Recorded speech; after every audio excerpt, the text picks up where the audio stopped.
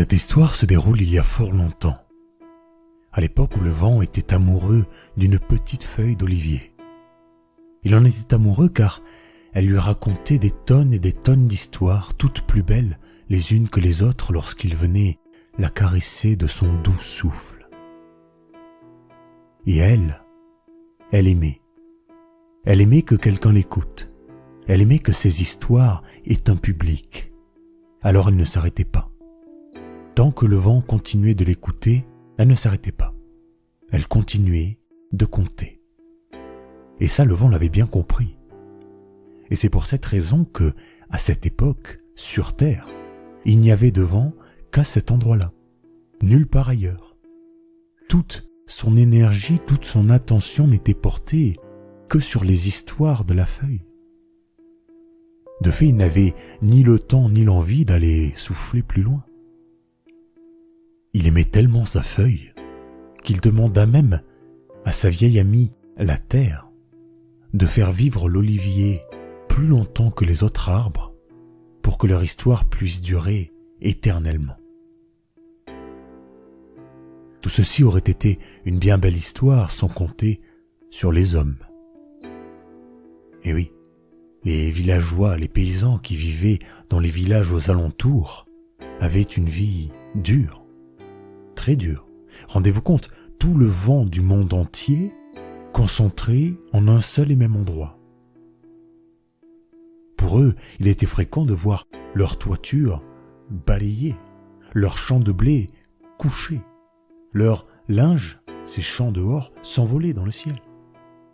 Et au lieu de partir, d'aller vivre ailleurs pour laisser le vent et la feuille s'aimer tranquillement, ils décidèrent de jouer un mauvais tour au vent, comme si la terre n'était pas suffisamment grande. Alors, ce matin-là, les paysans se regroupèrent et allèrent voir le vent.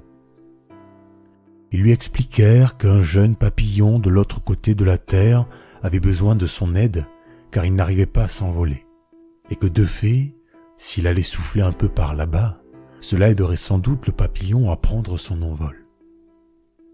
Le vent réfléchit quelques instants. Il demanda à son ami si cela ne la dérangeait pas qu'il s'absente un instant. Elle lui répondit que non, qu'elle pouvait très bien continuer cette histoire plus tard et qu'il fallait absolument qu'il vienne en aide au pauvre petit insecte s'il le pouvait. Et le vent s'en fut de l'autre côté de la terre pour aller aider le papillon. Enfin, ça, c'est ce qu'il croyait. En réalité, tout cela n'était qu'un piège, évidemment. Un piège que lui avaient tendu les hommes, mais dans lequel il venait de tomber, en acceptant de laisser sans surveillance l'olivier. Quand il se rendit compte de la supercherie, il fit immédiatement demi-tour pour venir retrouver sa feuille. Pourvu qu'il ne lui ait rien fait, pourvu qu'il ne lui ait rien fait, pourvu qu'il ne lui soit rien arrivé, répétait-il sans cesse. Mais en arrivant, l'arbre n'était plus là. Il avait disparu. Le temps qu'il fasse l'aller-retour, les hommes l'avaient déraciné, l'avaient mis sur une calèche et ils étaient partis le replanter dans le plus sombre et le plus petit des recoins de la planète pour être sûr que le vent ne puisse plus jamais mettre la main dessus. L'histoire dit qu'en arrivant, le cœur du vent se brisa en 1000 morceaux. Chacun de ces morceaux s'éparpillèrent aux 4 coins de la planète pour tenter de retrouver la belle conteuse. Mais si le vent souffle encore aujourd'hui, c'est que ces bougres d'hommes l'ont manifestement bien caché. C'est ainsi que le vent fut condamné à vivre malheureux, errant à jamais, parcourant le globe en long, en large et en travers, à la recherche de son ami perdu. Parfois il s'énerve, il s'agace. Il sait bien que les réels coupables sont morts depuis longtemps, mais la tristesse lui fait parfois perdre les pédales. Il devient fou, dingue, et nous souffle dessus pour nous punir.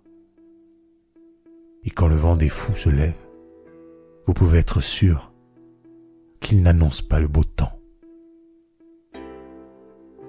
Quoi qu'il en soit, ce conte ne s'arrête pas là, mais c'est ici qu'il se suspend. C'était la tragique histoire de la feuille conteuse et du vent.